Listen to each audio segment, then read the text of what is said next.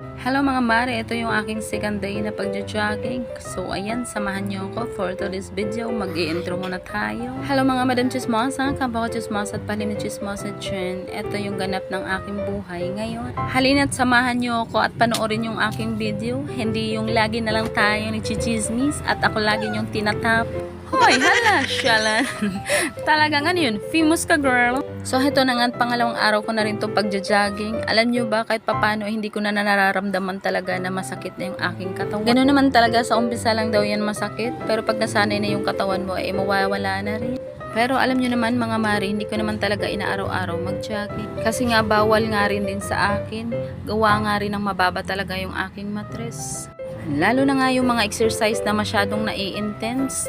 Talagang sobrang bawal talaga sa akin yun. Talagang minsan nga nararamdaman ko talaga na masakit na rin yung aking puson.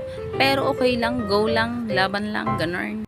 Sa mga punto na nga yan mga mare, talagang hinihingal lang ako. Kaya ganyan lang ginagawa ko, mga basic lang talaga na exercise. Hindi ko talaga binibigla na mag-i-exercise. Siyempre, mahirap na. Baka ang pagsisisi ay nasa huli. Sa totoo talaga mga mare, hindi ko naman talaga hinahabol yung pagiging sexy. Ang akin lang naman talaga ay kahit papano napapawisan tayo. Kaya mga mare, tingnan nyo naman yung aking pag-i-exercise. Talagang bigat na bigat sa katawan. Yung katawan ko naman mga mare, hindi naman ganun katabaan.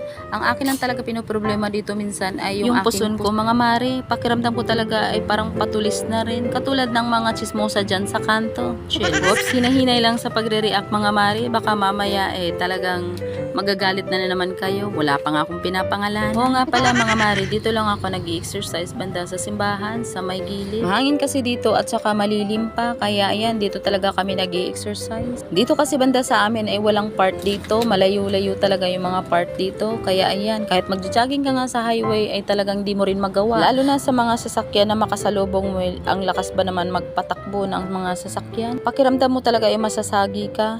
Kasi nga naman, itong mga gutter dito sa gilid sa amin ay ang daming nakaharang. Kaya ayan, hindi ka talaga makapag-jogging ng maayos.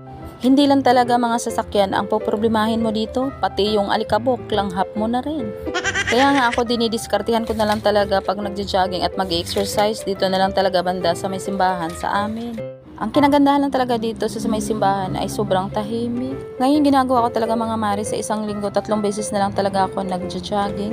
Ang inaaraw-araw ko talaga mag-i-exercise mga mare ay yung mga basic lang na ini-exercise. Kaya ayan, ganyan lang ginagawa ko.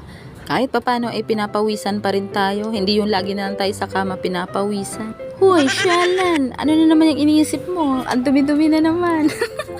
Tapos mga mari, talagang napansin ko itong mga braso ko ay talagang pambarako na rin dahil lumalapad at palaki ng palaki.